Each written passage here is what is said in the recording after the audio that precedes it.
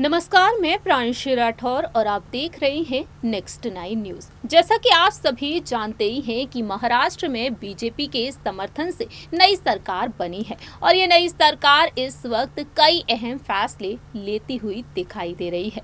जहां एक तरफ है मुख्यमंत्री एकनाथ शिंदे, वहीं डिप्टी सीएम देवेंद्र फडणवीस हैं। दोनों ही मिलकर इस वक्त महाराष्ट्र की आवाम के लिए ऐसे फैसले लेते हुए दिखाई दे रहे हैं जो विपक्ष को बिल्कुल भी रास तक नहीं आ रहे हैं। विपक्ष यहां पर लगातार दावा करते हुए दिखाई दे रहा है कि यह सरकार लंबे समय तक नहीं टिक पाएगी।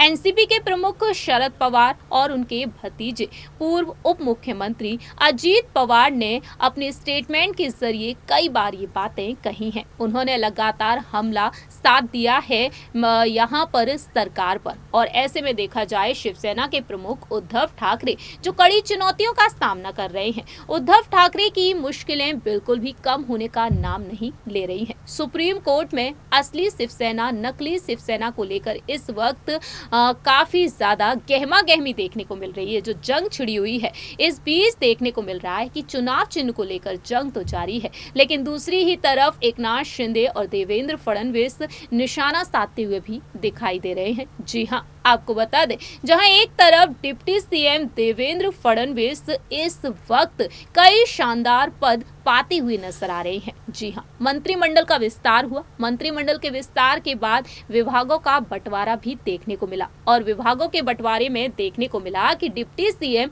देवेंद्र फडणवीस को तकरीबन 8 विभाग सौंप दिए गए हैं, जिसमें शामिल है गृह मंत्रालय और वित्त मंत्रालय। लेकिन दूसरी ही तरफ एकनाथ शिंदे को उनसे कम विभाग सौंपे गए हैं। ऐसे में देखा जाए तो यहाँ पर जो सरकार बनी है, वो सरकार इस वक्त अपनी सरकार को मजबूत बनाने के लिए कड़े फैसले भी ले रही है, लेकिन इसी बीच उद्धव ठाकरे पर निशाना भी साध रही है। इस रिपोर्ट के जरिए आपको बताएंगे कि देवेंद्र फडणवीस किस तरीके से उद्धव पर निशाना साधते हुए दिखाई दिए हैं।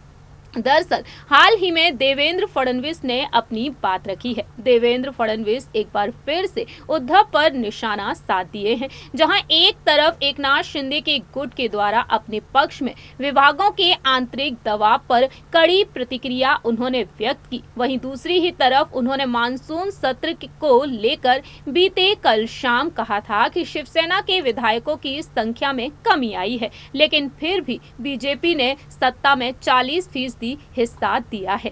जी हां, यहां पर देवेंद्र फडणवीस ने एकनाथ शिंदे के गुट को लेकर बात कही, वहीं साथ ही साथ उद्धव पर भी निशाना साध दिया। उन्होंने कहा, उन्होंने सवाल उठा दिया, क्या उन्हें बंद कमरे में ये अनाउंसमेंट याद नहीं है कि वह विधान परिषद के सदस्य के रूप में इस्तीफा देने जा रहे हैं। देवेंद्र फडणवीस का कहना ये रहा है कि ये घोषणा वही होनी चाहिए थी जो उन्हें 2.5 साल के बंद कमरे में हुई थी। चर्चा तो याद ही होगी। इतना ही नहीं, उन्होंने कहा कि उद्धव ठाकरे के नेतृत्व वाली शिवसेना को 65 से 66 विधायकों का समर्थन प्राप्त हुआ था, जिसमें से 56 विधायक और तकरीबन 10 निर्दलीय रहे थे। ऐसे में शिवसेना को तकरीबन कुल मिलाकर 77,000 करोड़ के बजट का अब यहाँ पर तकरीबन 12% ही मिला था। इस तरीके से देवेंद्र फडणवीस ने अपनी बात कही, लेकिन देवेंद्र फडणवीस ने यहाँ पर इशारों में एकनाथ शिंदे के गुट पर भी निशाना साध दिया। उन्होंने बताया कि कैसे यहाँ पर एकनाथ शिंदे का जो गुट रहा है, उस गुट को कितना समर्थन दिया बीजेपी ने। जो विधायकों की कमी देखने को मिली शिवसेना में, उसमें बीजेपी ने सत्ता में 40% हिस्सा दे दिया है। देवेंद्र फडणवीस इस तरीके से कहते हुए नजर आए हैं कि बीजेपी ने किस तरीके से यहाँ पर शिवसेना की मदद कर दी है, लेकिन वक्त के साथ साथ देखने को मिल रहा है कि देवेंद्र फडणवीस से काफी कुछ सीख रहे हैं एकनाथ शिंदे, तो वहीं जमीनी स्तर से जुड़कर वह काम भी कर रहे हैं। इस रिपोर्ट में इतना ही। बाकी की तमाम अपडेट्स के लिए आप देखते रहिए नेक्स्ट 9 न्यूज।